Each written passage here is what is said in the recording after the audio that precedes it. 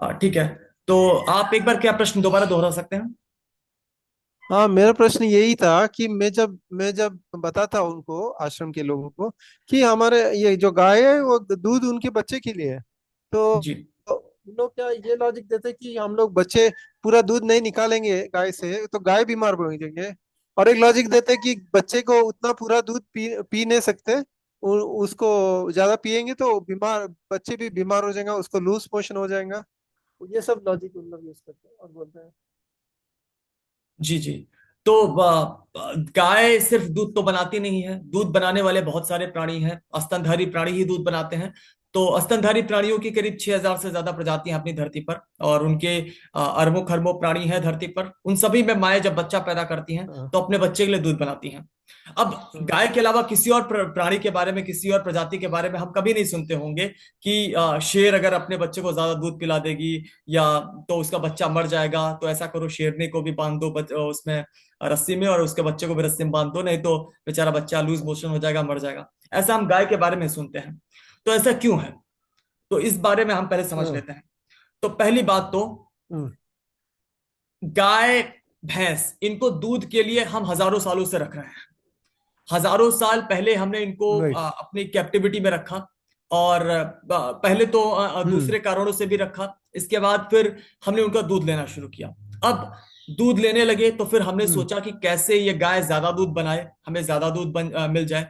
तो इसके लिए फिर हमने क्या किया, उस गाय बराबर। के शरीर में हमने परिवर्तन कराना शुरू किया। कैसे किया?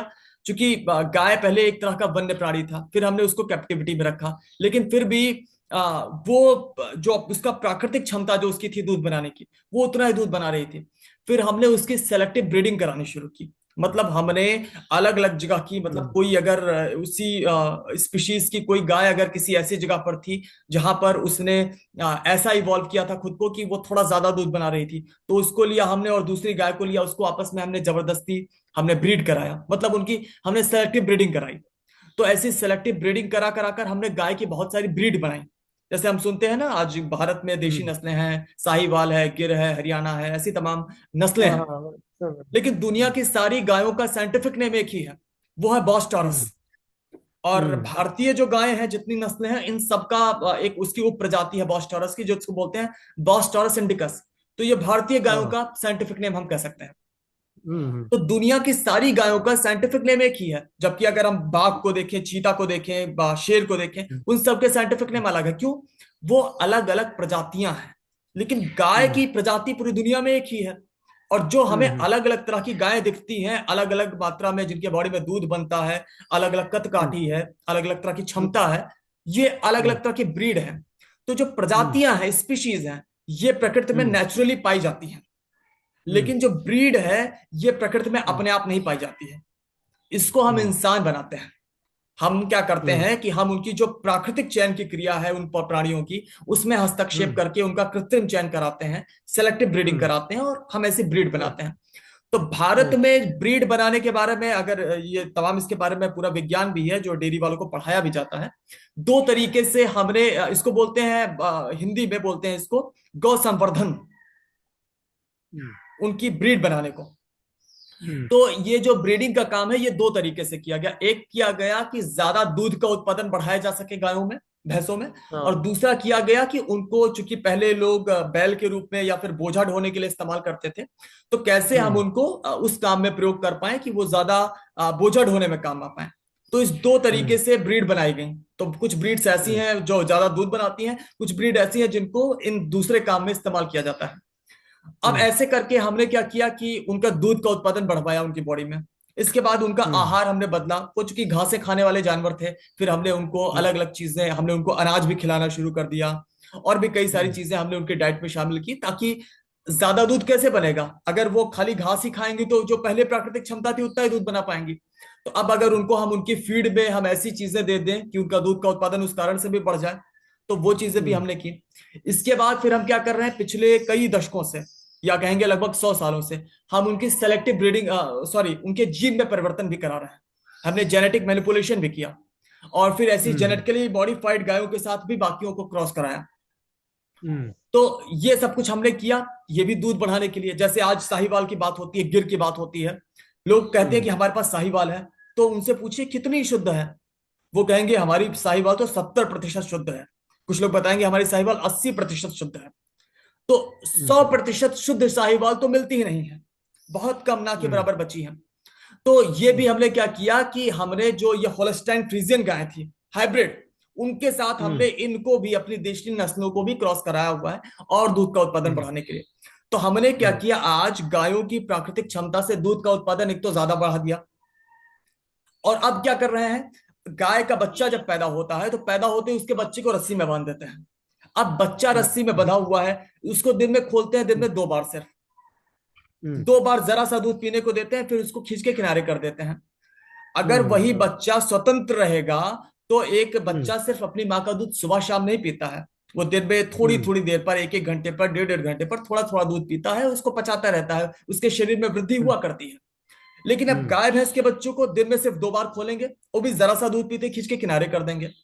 अब उस हम्म बच्चे की आदत नहीं है कि वो दिन में प्राकृतिक तरीके से अपनी माँ का दूध 10-15-20 बार पिए। अब अगर एक दिन वो खुला रह गया और उसने अचानक ज्यादा दूध पी लिया, क्योंकि सुबह से शाम का भूखा बच्चा है, शाम को हमने खोला, अचानक उसने ज्यादा दूध पी लिया क्योंकि भूखा है हम्म, वो, तो फिर हाँ बेशक right. ज्यादा दूध अचानक पिएगा तो उसको पचा नहीं पाएगा, तो उसको लूज हम्म मोशन हो जाएंगे, हाँ बरोबर है ना। तो अगर बच्चा स्वतंत्र है अपनी माँ के साथ, तो पहली बात तो वो प्राकृतिक रूप से माँ जितना दूध बनाती है वो सारा पिएगा। कोई हम्म भी माँ अपने बच्चे की आवश्यकता से ज्यादा दूध बनाती ही नहीं है। यहां तक राइट कि कई बार होता क्या है कि बच्चा अगर 2 दिन दूध नहीं पीता है हम्म तो उस माँ का दूध बनना भी बंद हो जाता है। मैं उत्तर राइट प्रदेश में हूँ, अवध क्षेत्र में हूँ, हमारे यहाँ इसको, मैं इसकी जो साइंटिफिक भाषा है वो नहीं जानता हूँ क्या है, पर हमारे यहाँ इसको बोलते हैं गाय बिसुक गई। हम्म मतलब अगर आपने 2 दिन गाय का दूध नहीं निकाला, बच्चा बंधा रह हम्म गया अलग और गाय अलग बंधी रह हम्म गई, तो फिर गाय दूध बनाती ही नहीं है, अच्छा है ना। तो ये भी तो उसमें फिर क्या, उसके लिए बहुत सारे फिर दूसरे जत्न करने पड़ते हैं।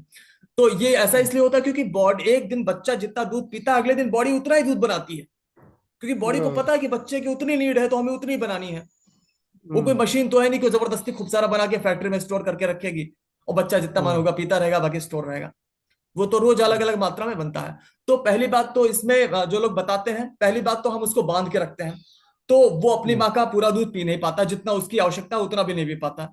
दूसरा, चूंकि हम्म हमने ये जो तमाम चीजें की, उनकी सेलेक्टिव ब्रीडिंग करी, उनका आहार बदला, जेनेटिक मैनिपुलेशन किया, ऐसे जेनेटिकली मॉडिफाइड गायों के साथ उनको क्रॉस करवाया, इस सब के हम्म कारण जो उनके बॉडी में हमने दूध ज्यादा बना दिया है, तो बेशक हम्म वो एक्सेस दूध है वो तो बच्चा नहीं पी पाएगा, बच्चा तो अपनी राइट जरूरत के मुताबिक ही पिएगा।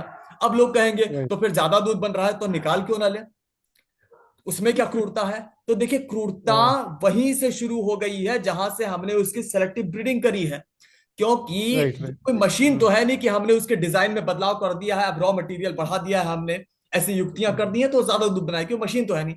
जब हमने राइट जबरदस्ती उसके बॉडी से ज्यादा दूध पैदा करवाने की युक्तियां की, तो अब वो हम्म क्या हो रहा है कि गाय की बॉडी का ज्यादा न्यूट्रिशन चला जाता है दूध बनाने में, और हम्म इस कारण से ये सारी गाय भैंसे हमेशा बीमार रहती हैं, इनको हमेशा हम्म न्यूट्रिशनल डिफिशियंसी रहती है। जो हम्म 10 लीटर से ज्यादा दूध बनाने वाली गाय हैं उनको अक्सर बुखार हम्म रहता है, इसको बोलते हैं मिल्क हम्म फीवर। ये मिल्क फीवर हम्म होता है कैल्शियम की कमी के कारण, क्योंकि बॉडी का ज्यादा कैल्शियम जा रहा है दूध बनाने में, हम्म और फिर उसको फीवर आ रहा है। फिर लोग क्या करते हैं, वो बीमार रहती है, फिर उसको रोज एंटीबायोटिक खिलाए पड़े हैं, उसको पैरासीटामोल खिलाए पड़े हैं। राइट अच्छा तो ओके और यही नहीं, इंजरीज की बड़ी प्रॉब्लम आती है। मैं तो दिन भर जानवरों को रेस्क्यू करता हूँ, रोज 4-5 गायों को रेस्क्यू करता हूँ। मैं देखता हूँ कि जो खासकर जो हम्म ये होल्स्टाइन फ्रीजियन गाय हैं, जर्सी गाय हैं, इसमें इंजरी हम्म बहुत होती है। क्यों, ये तो पूरी की हम्म पूरी जेनेटिकली मॉडिफाइड गाय हैं, इनके दूध हम्म का उत्पादन 20 लीटर, 25 लीटर, 30 लीटर है। इतना ज्यादा दूध हम्म बनाने वाली जो गाय, इनकी हड्डियां इतनी कमजोर होती हैं और इनका शरीर वैसे भी इतना भारी होता है, हमने इनका शरीर भी बढ़ा दिया। आमतौर पर गायें, हम्म जो बड़ी बड़ी गायें दिखती हैं, 500 किलो की, 600 किलो की, 8-8 किलो, 100 किलो की गाय, इतनी भारी गाय नहीं हम्म होती थी। तो ये क्या है कि उनकी हड्डियां हमने कमजोर कर दी, उनका कैल्शियम निकाल निकाल के, बॉडी उनकी इतनी बड़ी कर दी, वो हम्म एक बार भी उनको जरा भी झटका लगता है वो गिर जाती हैं और दोबारा खड़ी नहीं हो पाती हैं। ये समस्या बहुत होती हम्म है। और फिर वैसी उतने भारी भारी गायों को दोबारा खड़ा करना बहुत मुश्किल होता है। वो 2 दिन बैठी रह जाती है, उनके पैर जो बेकार हो जाते हैं, काम करना बंद कर देते हैं, फिर बैठे बैठे उनकी दर्दनाक मौत होती है। तो हम्म जो लोग ये कह रहे हैं कि मतलब उसका पेट खराब हो जाएगा, तो बिल्कुल खराब हो जाएगा, लेकिन वो हमारे कारण खराब होगा, उसके कारण खराब नहीं होगा। आज भी आप देखिए बहुत सारी छुट्टा गायें भी रहती हैं सड़कों पर, देख लीजिए आप उनको, या इधर उधर भी वो अबेंडेंड है, हम्म उसमें भी गायें हैं, अक्सर हम्म उनके भी बच्चे पैदा होते हैं। वो बच्चे पूरा दूध हम्म पीते हैं अपनी माँ का। उसमें से अधिकांश देशी गायें ही हैं, क्योंकि देशी को ही लोग छोड़ते हैं, क्योंकि उनका दूध कम बनता है, उनको हमने अबेंडन कर दिया और हमने घर में ले आए हम जर्सी और या होल्स्टाइन फ्रीजियन या फिर ऐसी साहीवाल जो ज्यादा दूध बना रही है। तो मतलब ये प्रश्न जो है मतलब आशा करता हूं आपको आपका उत्तर मिल गया होगा। और ठीक है। नहीं और अच्छा। जी। हाँ बराबर सही है। वो तो है बराबर है। लेकिन अभी मुझे क्या है, प्रॉब्लम क्या है, आश्रम में जो ये है ना, हम्म आश्रम में उन लोग बोलते हैं कि हम लोग गाय को वो सब मतलब वो जेनेटिक वो इंजेक्शन हम लोग इंजेक्शन नहीं लगाते, और हम लोग हम्म। गाय को अच्छी तरह से ट्रीट करते हैं। और बस उतना ही वो क्रुएल्टी है कि हम लोग गाय का दूध निकालते हैं और बच्चे को बांध के रखते हैं, और तो वही नहीं नहीं नहीं, बस इतना। देखिए इंजेक्शन जो है वो कोई जीन में बदलाव करने का इंजेक्शन नहीं होता। इंजेक्शन तो ऑक्सीटोसिन का लगाया जाता है, ऑक्सीटोसिन एक हार्मोन है।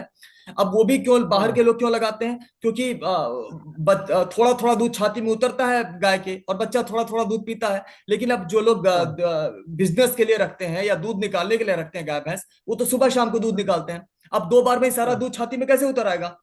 तो उसके लिए वो क्या हम्म करते हैं, बाहर से आर्टिफिशियल तरीके से बड़े पैमाने पर वो ऑक्सीटोसिन इंजेक्ट कर देते हैं।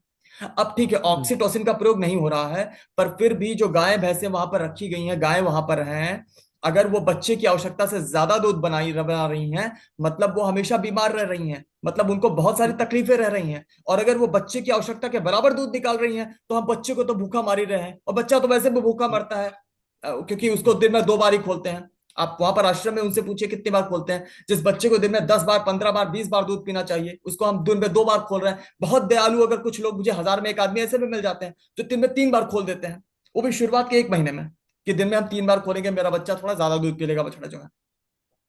लेकिन फिर भी बाकी टाइम उसको 10 बार, 15 बार, 20 बार दूध पीना चाहिए, सिर्फ 3 बार खोल रहे हैं। और जरा सा दूध पी रहा है उसको किनारे कर देना, क्योंकि बाकी दूध हमको भी निकालना है। तो ये तो क्रूरता है ना, और हम्म बहुत बड़ी क्रूरता है। एक माँ अपने रस्सी में बंधी अपने बच्चे को देख रही है, उसका बच्चा भूख से तड़प रहा है, माँ तड़प रही है कि बच्चे को प्यार करे, दूध पिलाएं।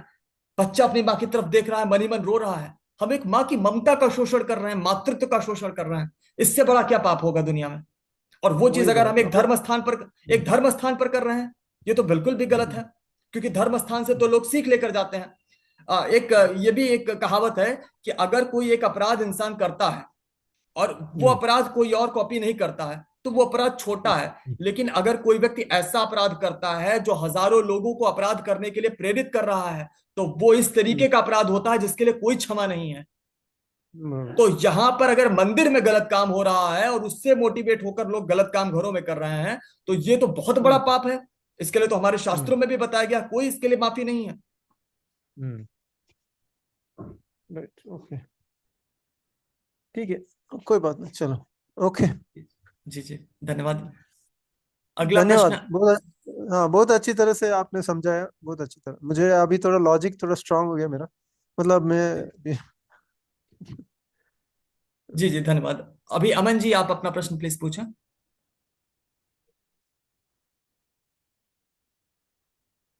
अमन जी, आपको अनम्यूट किया है, आप अपना प्रश्न पूछ सकते हैं।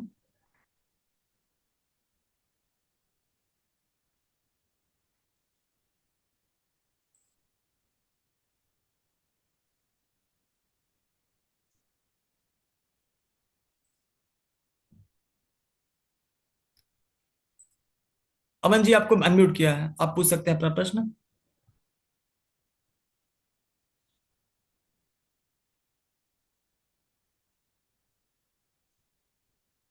आप अनम्यूट है, लेकिन आपकी आवाज नहीं आ रही है।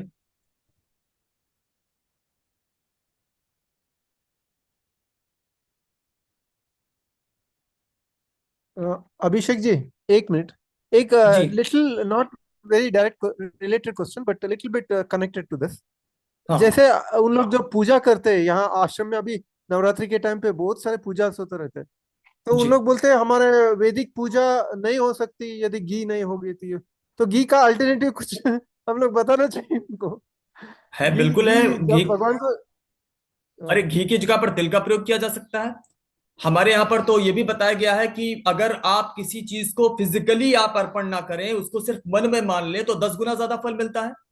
ऐसा कोई मैंडेटरी है अच्छा ही नहीं अच्छा। है कि आप घी का प्रयोग करेंगे। हाँ वही करेक्ट वही।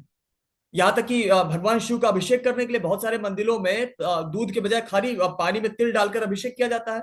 इसलिए भगवान शिव को पानी में? तिलकेश्वर कहा जाता है। पानी में क्या डालते हैं? तिल डालते हैं और तिल डालकर अभिषेक करते हैं, इसीलिए भगवान शिव को हाँ तिलकेश्वर तिल भी कहा तिल, जाता है। अच्छा अच्छा, हाँ हाँ हाँ हाँ, जी। ओके ओके तो ओके। घी के स्थान पर तिल का प्रयोग इस्तेमाल करना चाहिए, और बहुत सारे लोग करते भी हैं। बहुत सारे लोग दिया जलाने के लिए भी क्या करते हैं, घी के दिया के बजाय तिल का दिया जलाते हैं। तिल का, हाँ तिल। हाँ, मेरी मम्मी भी पूजा करती हैं और वो तिल का दिया ही जलाती हैं। हाँ तिल का बहुत अच्छा है, सही। जी। ओके।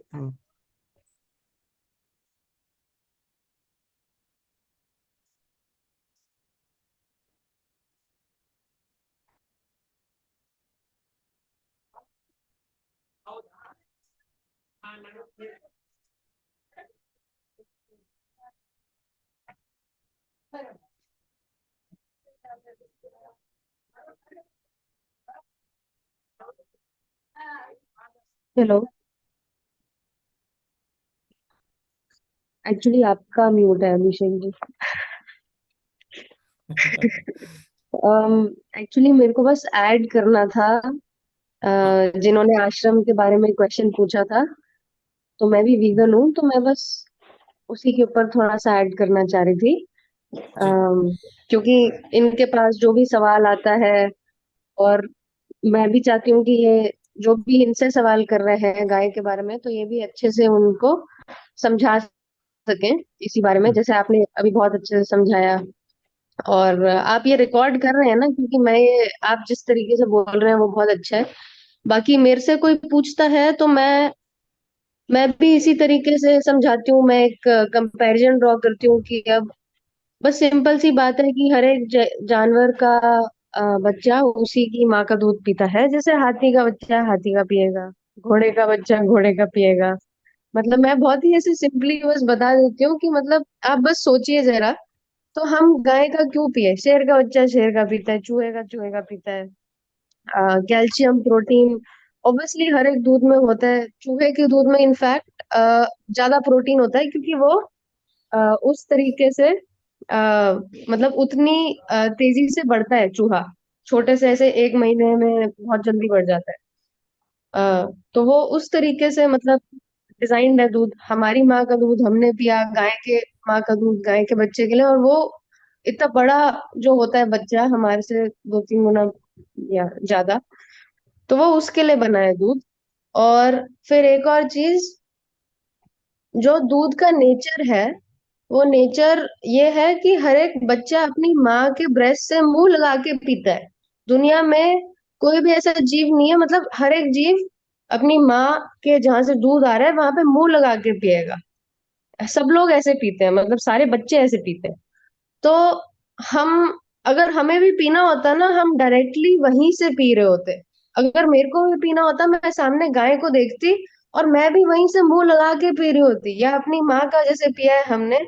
तो हम ऐसे निकाल रहे हैं, रख रहे हैं। अगर हमारा मन करता हम सच में पीते। अगर हम जाएंगे, गाय हमें लात मार के भगा देगी।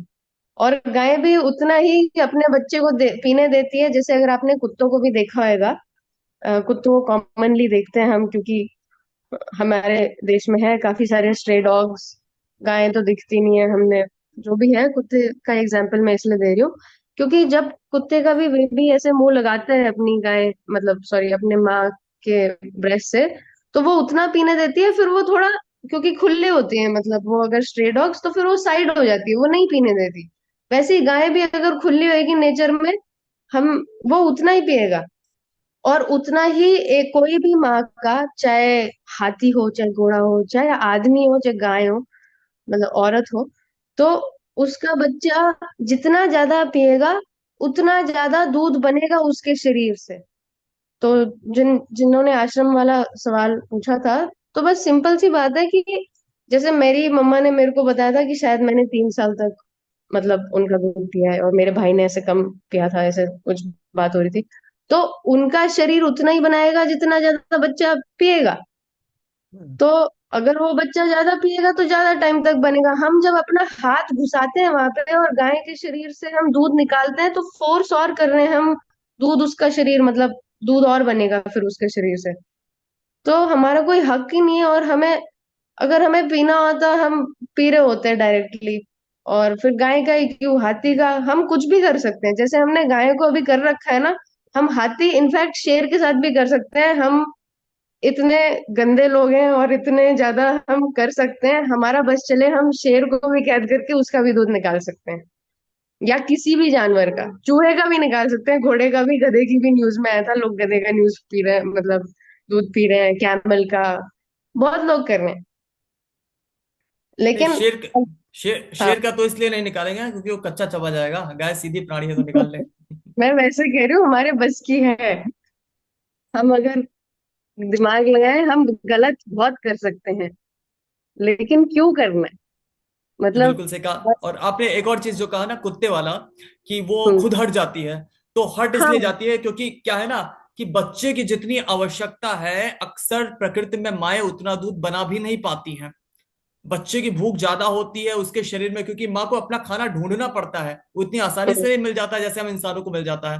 और तो मैं ऐसे उस साइड कारण हो जाती हूँ घूम के। तो उसके कारण से उसका थोड़ा सा दूध बना, उसने बच्चों को पिलाया, बच्चे लगातार फिर वो दूध उनका बनना बंद हो गया है, लेकिन बच्चे अभी भी लगातार दूध पीने की कोशिश कर रहे हैं। तो उससे तकलीफ होती है, तो इससे माएँ क्या हम्म। करती हैं, फिर हट जाती हैं और फिर हाँ जाके वो भाग जाते। दोबारा जाके खाना खाएंगी और अपना उनकी बॉडी फिर से दूध बनाएगी, क्योंकि लगातार उनको खाना पड़ता है लगातार दूध बनाने के लिए, ऐसी अवस्था हम्म। में।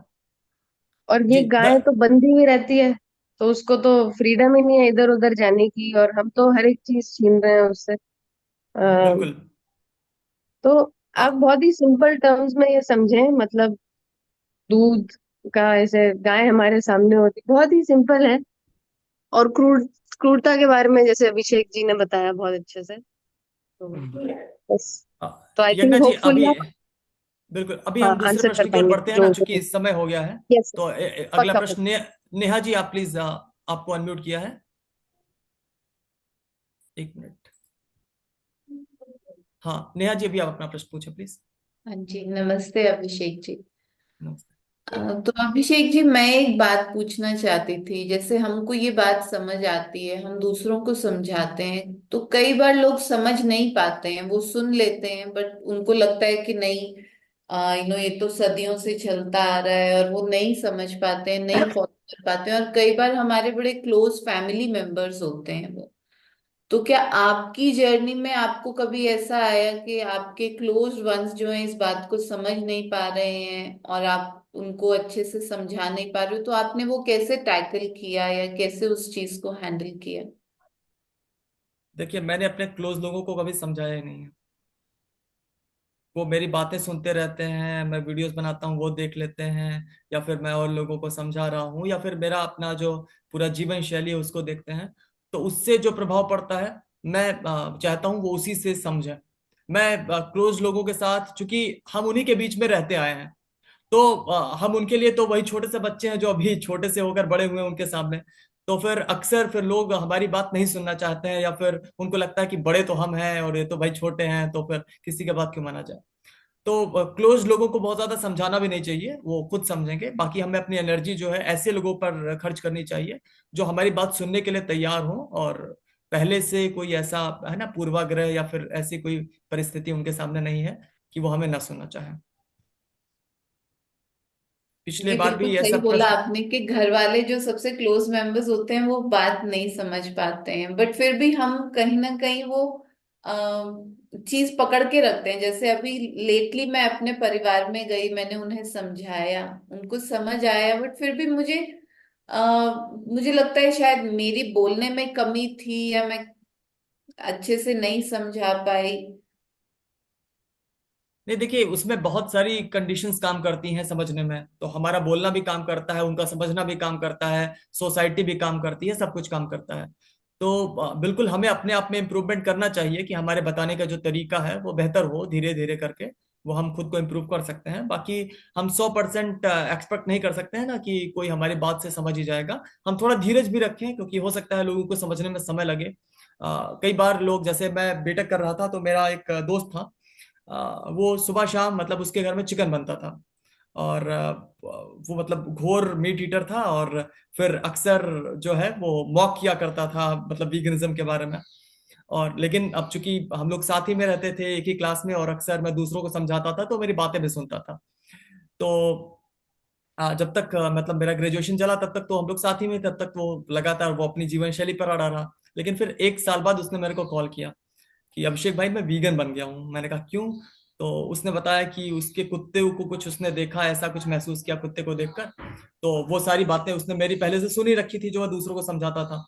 तो वो चीजें, जो भी इंसान जो भी चीजें सुनता है उसके जहन में रहती हैं, और हमेशा वो उससे खुद ही प्रश्न किया करती हैं। तो एक समय ऐसा आया जब उसको एक मतलब एक टर्निंग पॉइंट जैसा था कि वहां पर उसको वो सारी बातें रिकॉल हुई और वो सब कुछ एकाएक समझ में आ गया, है ना, जिसको कहते हैं ना ज्ञान की प्राप्ति हो गई। तो हमें थोड़ा सा लोगों को समय पर भी छोड़ देना चाहिए, एकाएक लोग नहीं बदलते हैं। और कई बार क्या होता है ना, जब लोग लंबा समय लेकर बदलाव बदलाव करते हैं तो वो सस्टेन करता है लंबे टाइम तक। कई बार लोग अचानक ही भाव में आकर, जैसे हमारा परिवार है, हम फोर्स करें उनको, नहीं कल से वीगन हो जाता है, वो हो जाएंगे वीगन, है ना, लेकिन हो सकता है कल को बाहर जाकर फिर से वो खा लें। तो हमें थोड़ा उनको समय देना चाहिए। कोई और प्रश्न है किसी का? अमन जी आपका? हाँ जी,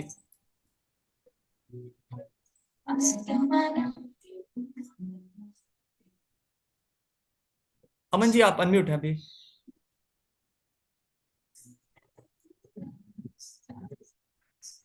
आपकी आवाज नहीं आ रही है, आप अनम्यूट होने के बावजूद।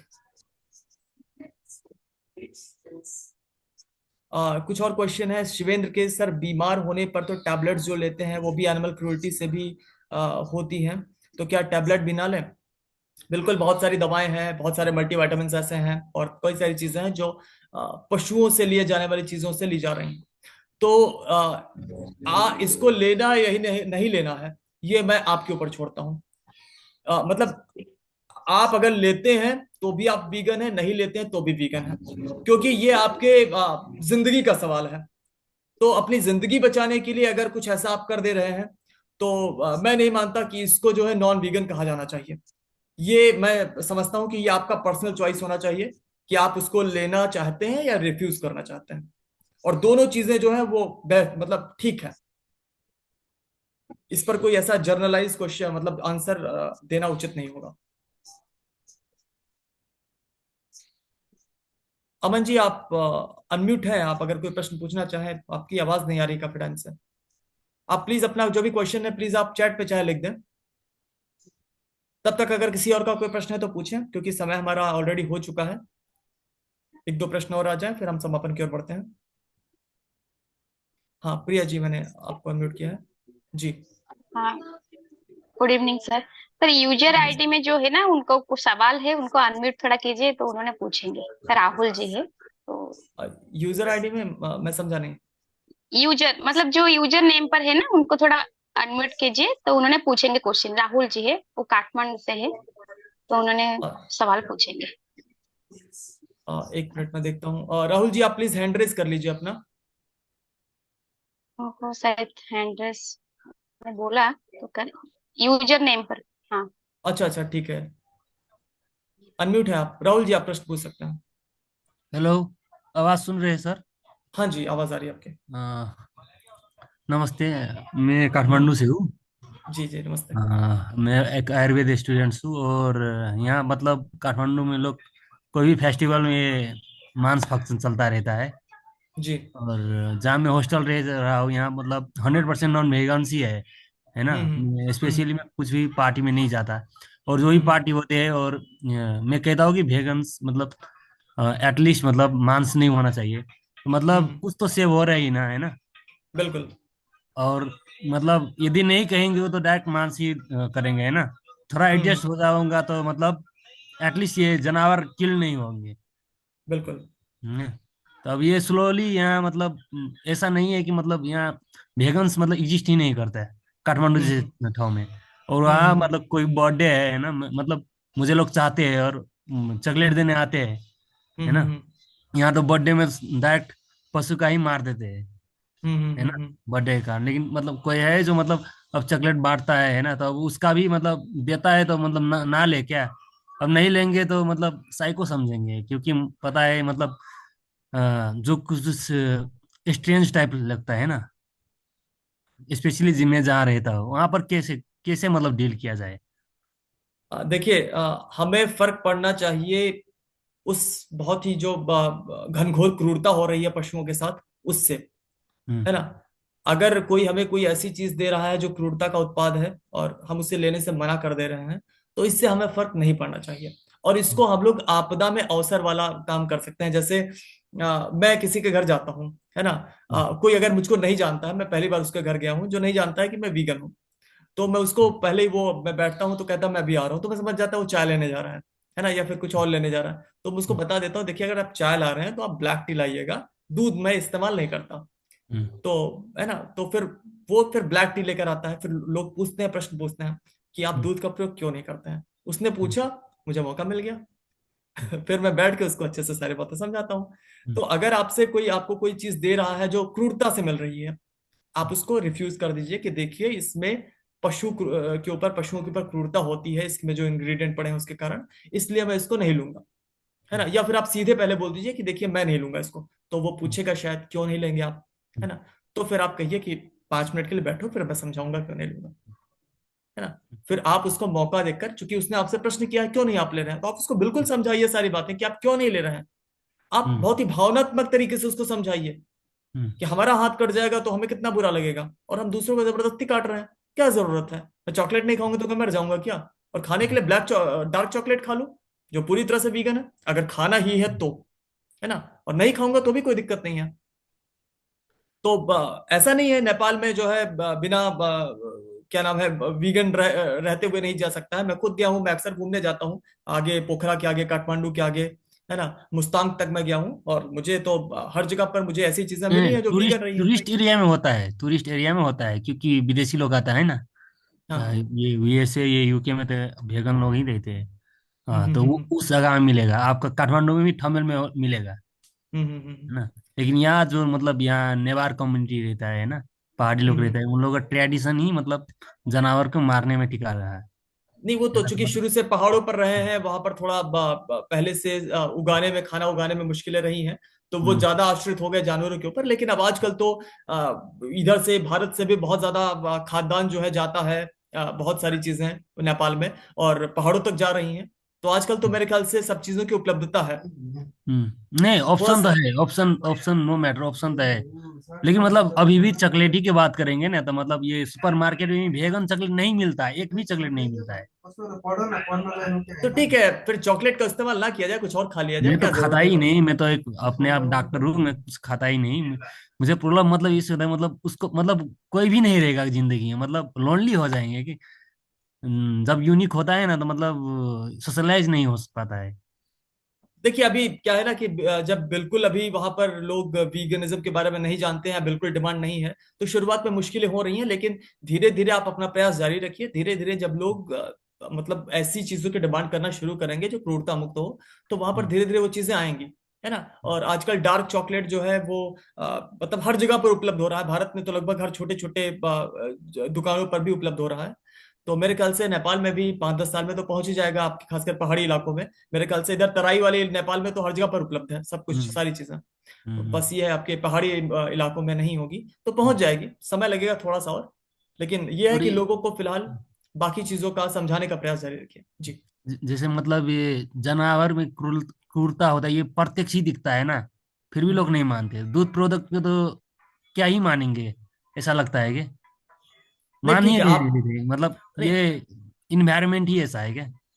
नहीं ठीक है, उनको समझाने का प्रयास कीजिए। ऐसा नहीं है, बहुत सारे लोग मैं अभी अमेरिका। लगभग 5 4 5 साल से मैं पोस्ट लिखता रहता हूँ, शेयर करता रहता हूँ, लगभग मेरा फेसबुक में नहीं देखेंगे, लेकिन कुछ खास चेंज नहीं आया।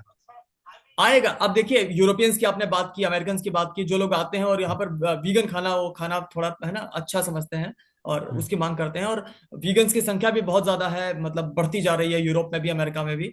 तो वो लोग जो घोर मांसाहारी थे, मतलब मेरे ख्याल से तो नेपालियों से भी ज्यादा मांस खाते रहे होंगे अमेरिका वाले, है ना। तो अगर वो लोग वीगन बन सकते हैं तो हम लोग क्यों नहीं बन सकते हैं। प्रयास जारी रखेंगे हम लोग, बिल्कुल सभी लोग बनेंगे। प्रयास तो मेरा जा रही है, जा रही है, लेकिन मतलब अकेला हो जाएगा जैसा लगता है क्या? अकेला नहीं है, हमारे साथ यहाँ पर अरबों जानवर खड़े हुए हैं जो हमसे मदद की गुहार लगा रहे हैं। अकेले कहाँ हम लोग हैं, और वीगन्स भी कम थोड़ी है, करोड़ों की संख्या में है। है ठीक ना, है। मैं नेपाल में नहीं रहता हूँ, लेकिन मेरा घर नेपाल बॉर्डर से सिर्फ 100 किलोमीटर है ना, मैं तो तीन कहाँ घंटे में है, नेपाल पहुंच जाता हूँ। कौन सा जिला है? गोंडा जिला। हाँ, आई डोंट नो। अयोध्या के जस्ट बगल में। मैं अयोध्या गया हूँ, अयोध्या हम्म। 2 दिन। ठीक है, तो आशा है आपके प्रश्न का उत्तर आपको मिल गया होगा। कोई और ठीक प्रश्न है। है तो अगर हो तो पूछें, अदरवाइज फिर हम लोग समापन की ओर बढ़े। कुछ प्रश्न चैट में भी आए हुए हैं, मैं देख लेता हूँ एक बार। Thank you. थैंक यू आपका भी। अ, कुछ और क्वेश्चन है आई थिंक। सर, तिल के तेल का प्रयोग, बिल्कुल तिल के तेल का प्रयोग भी किया जाता है घी के स्थान पर, दिया वगैरह उसी से जलाया जाता है कई सारे स्थानों पर। तो बिल्कुल वो शास्त्रों में भी उस बारे में बात की गई है, उसको यूज करने के बारे में।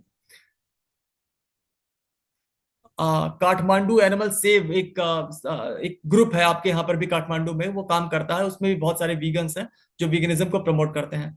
तो आप लोग प्लीज, आप जुड़े हुए हैं यूजर नाम से, माफ कीजिएगा आपका नाम मैं भूल गया।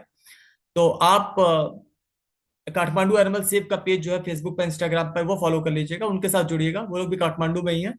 तो आपको, आप अकेले नहीं रहेंगे, आपको आपके साथ में बहुत सारे लोग मिल जाएंगे वहां पर आपकी इस जानकारी को प्रसारित करने के लिए।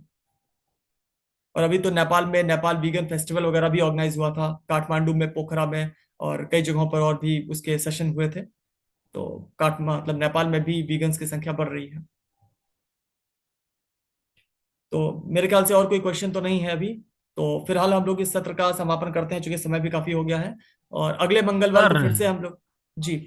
मैं ये काठमांडू से मूवमेंट एक्चुअली है, मतलब ये 2 महीने अगाड़ी में इस मूवमेंट में एक्चुअली गया था। अच्छा। और ये भी रेस्टोरेंट शायद थवेल में है ना? अभी तक मैं जा नहीं पाया। एक बार मैंने भाषण भी दिया था, एक पोइट भी कहा था। हम्म। हाँ, मैं नहीं, ठीक मुझे है, फर्स्ट। आप उनके साथ जुड़िए, और जब भी आपको मौका लगे आप उनके साथ, है ना, कार्यक्रमों में भी हिस्सा लीजिए।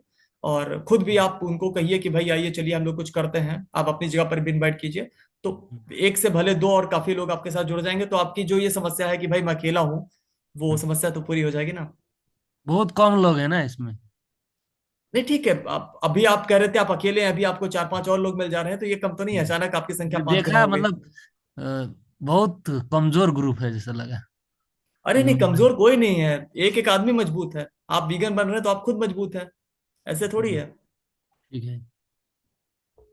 तो धन्यवाद आप सभी का। अगले मंगलवार को फिर हम लोग 8 बजे जो है इकट्ठा होंगे, और आप अपने और भी दोस्तों को इनवाइट कर सकते हैं अगर उनके कोई प्रश्न है, और आप लोगों के भी अगर कोई और प्रश्न है तो प्लीज उसको नोट करके रखिएगा। और अगले सत्र में जो हम लोग हैं आपके और प्रश्नों के भी उत्तर करेंगे। तो बहुत बहुत धन्यवाद एक बार फिर से आप सभी का।